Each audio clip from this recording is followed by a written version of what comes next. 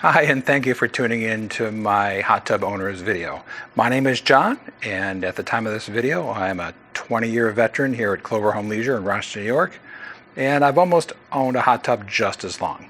Whether you're a first-time or a long-time soaker, I do my best to prepare and teach you on how to get the most out of your hot tub and a few things that I personally learned myself along the way. Topics I'll be covering today are going to be permits, surface preparation, day of delivery, some basic electrical requirements, and getting your hot tub filled for the first time. Even if you've owned a hot tub before, the manual is going to go into a lot more details and specifics, and it's a lot more that I can cover in any video. I've also put a link down in the description so you can download a copy of your manual at any time. As a rule, all cities and towns require a permit. Just check with your local permit office. I also, on my website, I have links to every town across the area, which is also linked down in the description. As a retailer, a permit is not required for us to deliver a hot tub to your home. The primary reason for a permit is safety. For example, hot tubs can't be located near any overhead power lines in case they detach from the home. Also, the cover has to have an ASTM rated child safety cover. All hot tubs require electric, so please follow the New York State guidelines when it comes to electric code, whether it's 110 or 220. Also, the placement of the outlet or the sub panel should be about 5 to 6 feet away, depending on your town's requirements. The location of your hot tub should be accessible for future service, and if you should need to turn it off. Here are some of my tips for placement of your new hot tub. First, what is the distance from your house to the hot tub location? You should be thinking about ease of access and how long the electric run is to your main panel box. Also, can the hot tub be easily cleared of snow? A mild winter day is a great day for a soak. Also, does the cover have enough room to open? And also, do the brackets on the sides have enough clearance? Another concern is trees. Try to be clear of tree limbs. Not only will it deposit leaves and other debris into your tub, but a falling limb can cause a lot of damage to your new tub. Your surface should be solid and stable for the long-term health of your hot tub. There are many types of surface you can put a hot tub on. Remember, a hot tub weighs thousands of pounds with water and people in it. You should never place a hot tub on your lawn. It is far too unstable for a hot tub and could cause failure of the shell or the frame. Any surface you place a hot tub on should be relatively level. Most manufacturers will include leveling information in their manual or their pre-delivery guide.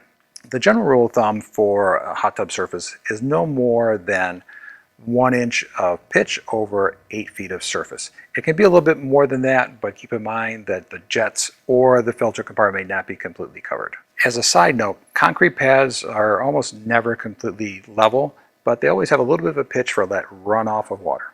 When placing on or building a new deck, be sure to check your town's codes to make sure it's going to handle the weight of that new hot tub of yours. If you're not sure about your deck's ability to hold the weight, please consult a professional about any structural concerns you may have. When building a gravel pad, I would recommend putting the gravel inside of a frame, and that will keep it tight and compact. For pads made from concrete, pavers, or gravel, I would recommend about a total of 6 inches of thickness, and these are suitable for most hot tubs. For hot tubs that are over 8 feet, I'd recommend a concrete pad, or a surface that is suitable for the weight of that hot tub. Of course, you want to check your owner's manual for the requirements for your specific model. If you're placing a hot tub in an alcove or where it's going to be mostly below ground, be sure that you plan for the access to the service panel, and of course you want to make sure that you have enough swing for the cover lifter if you have one included in your package. If you're planning on putting a hot tub inside a room like mine, well, you want to plan for it. The problem with an inside room is it can have condensation, cause mold and things like that. So you want to kind of plan for this. When I built my room, I put in lots of windows, plenty of ventilation, ceiling fan, and during the wintertime I preheat that room a little bit to try to prevent that condensation, and so far I've had really good luck with that. But otherwise, an indoor room is a great place to get away for a soak. Another type of surface is a plastic pad. The companies that make these make it look quick and easy, but you really do need a good gravel surface under it. As I stated before, the lawn is not the best place for a hot tub. These plastic pads are just not going to give you enough support to handle all the weight of that hot tub on their own. Now that you have a place to put your hot tub, you are ready for delivery. The key to good delivery is access, and our delivery team will need to be able to get the tub to where it's going. So a clear path to the hot tub's final location is essential. Hot tubs are all one piece, they are big, they are heavy, and they are hard to move. When we deliver a hot tub, it's on a trailer pulled behind a pickup truck. When we arrive at your home, we're going to transfer that hot tub to a set of wheels or a slider, and we generally move it while it's on its side. With that in mind, for us to get to your backyard, we will need to have proper clearance. Are there any trees in the way, bushes, or gates that measure less than the height of the hot tub? If there are any doors or deck openings we have to go through, just be sure that they're wide enough for that hot tub. Decks and other types of surfaces that are high off the ground may need additional equipment to get the hot tub where it's going. If this is the case, please call your salesperson and have them contact our delivery department so they can come out and take a look in advance. Also note, a hot tub is too heavy for us to lift over railings, so that's a service we cannot provide. Cold weather deliveries do require a little bit more planning. If there's more than 7 inches of snow on the ground, a path should be cleared so it can push or pull your hot tub with our sled. My suggestion would be to get a tarp and cover that area until the hot tub gets there. Also, I'd recommend taking your garden hose, putting it indoors, so if it's frozen, let it thaw so it's ready for your very first fill. I also have a link down in the description to my website, post all about cold weather deliveries. Check it out. As I mentioned earlier, the surface should be relatively level. A little pitch is okay. If you need advice about leveling, please contact the store for more information, as our delivery team is not able to level hot tubs. After the hot tub's in place, our delivery team will mount your lifter if one's included in your package. Depending on the style of lifter, you'll need about 12 to 14 inches for the cover to open towards any wall or fence. In most cases, covers open from the front where the controls are to the back. Also keep in mind there are brackets on each side that take about 3 to 5 inches of extra space, so keep this in mind when you're planning things out. To open your tub with a cover lifter, you need at least one side accessible, so you can walk that cover from the front to the very back of the tub. Please note when your hot tub's delivered to keep that cover on until it's filled with water. A hot sunny day can damage that hot tub shell, so you definitely want to keep it covered until you're ready. Now that your hot tub's in place, you're ready for the electrical hookup. If you need an electrician, check my description down below. I have one listed right there for you. Most hot tubs are 220, 50 amps and are connected to a sub-panel box like I mentioned earlier. If you have a plug-in hot tub, many of the same rules apply. The difference is rather than a sub-panel box, you're going to have a covered outlet. And on most 110 hot tubs, at the end of the cord, there's a GFI breaker built in. To avoid tripping your breaker, I'd recommend a separate outlet for that 110 hot tub. All Bullfrog hot tubs have a unique feature in their plastic frame. It's for the electrical connection. It's a raceway that's built in under the tub. It's one of the real reasons why I like them a lot, and let me show it to you. When you look underneath the Bullfrog hot tub, you'll see this Y-shaped channel that leads to the front of the tub and where the control box is. Located on the outside of each of the entry points is a sticker with dimensions for the different sizes of conduits. This is basically a drill here marker for entry into the channel, right down through there. And the conduit just pulls right through. This is the back of the tub, so this would fall right through here. And of course you have this other one on the other side. Don't worry if the sticker has fallen off. The manual has dimensions noted, so you can easily find the correct spot again. Plus, Bullfrog has put this dimple here so you can verify that you have the right spot. Depending on your model, you may have one or two of these designated spots to come through the bottom of the tub. These are also noted in the manual. To remove the door, you first have to remove these two trim strips. There's one on the left and one on the right. They just pull right off. And then you can remove the panel. First, you grab at the bottom, pull outward, then repeat on the other side. If you have an A, R, or M type hot tub, you will need to disconnect this cable that is attached to the logo light. Your control panel is this big blue box here in the middle. There are 6 screws that hold it in place and can be removed with a Phillips head screwdriver. When they are off, you can see the connections here for the electric are located here on the left-hand side.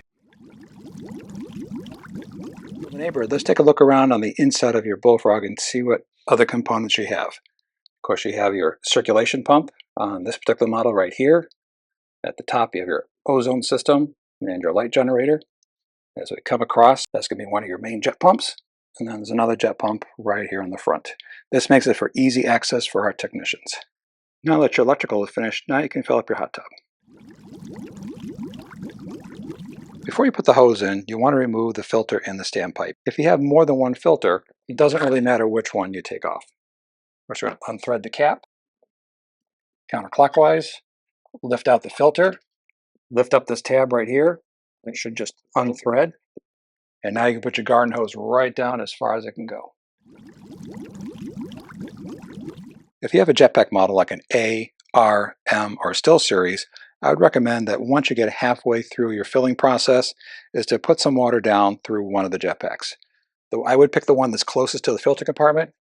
You just take off the cover, twist the Jetpack out, grab your garden hose, and then now fill your hot tub the rest of the way through this port. You'll know when your hot tub is filled when the water line gets up to this little droplet here on the face of the filter compartment. Caution, when filling your hot tub, please do not turn the power on until it's full. You'll want to make sure there's water in that heater, otherwise it could cause a problem. Now for the big moment. If your tub is 220 like this one, you would just lift up the lid, flip the breaker on, and if this was a 110 tub, you would just plug it in. Now let's go over to the hot tub and make sure it's running. After a few noises, some air bubbles, one or more of the pumps should kick on and start running the water through the heater. How quickly the water heats up depends on the temperature of the water coming out of your hose. If this is a 220 hot tub, it could take anywhere from 10 to 16 hours to get to temperature, or on a 110 tub, anywhere from 24 to 48. Once the hot tub is running, check the settings. The tub might be set to a mode that might take longer to heat. Consult your manual for more specific information for your model. In a future video, I'm going to go through all the different settings in your tub. If the tub comes on and nothing happens, try pushing the pump button once. If you have two pumps, push the second one as well. If one or both pumps sounds like they're coming on but no water is moving through them, you may have an airlock. In the event of an airlock, don't panic. Sometimes air gets trapped inside the pump, preventing it from priming. If this happens, try turning it off at the breaker or unplugging it, and then turning it back on again. Once it's back on, try the pump again. If this still doesn't work, you'll need to bleed off some of the air. To do this, you'll need either a large plumber's channel locks or a strap wrench for this. If you have multiple jet pumps, turn on each one individually and place your hand on each one as you turn it on. As you do this with each pump running, by process elimination you'll find out which one is not running water through. If your model has a circulation pump, and although it is rare, you can get an airlock through that as well. Now that you found out which pump is the problem, you can take the channel locks with the power off and slowly turn the nut at the end of each pump, very slowly, counterclockwise, until you hear a little bit of air coming out. Keep listening for the air. When it stops and the water leaks out, retighten the nut and try turning the pump on again. Note, sometimes it can take more than one try depending on how much air is trapped in the lines. This is the same method our techs use out in the field. You may find online some forms recommending taking off this line here. If you pull on it and twist it, you could break it and you'll have to replace it. This is not covered under warranty. To get your door back onto the tub, you want to find the track on the back of your door. You're going to line that up with this little channel on both sides of the tub. This might be a little tricky the first time, and I will recommend that it does work better with two people, but I'm going to give it a try. The door in front of the cabinet, you're going to want to lift it up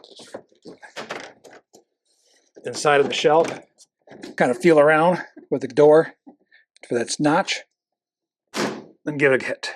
Then repeat on the other side.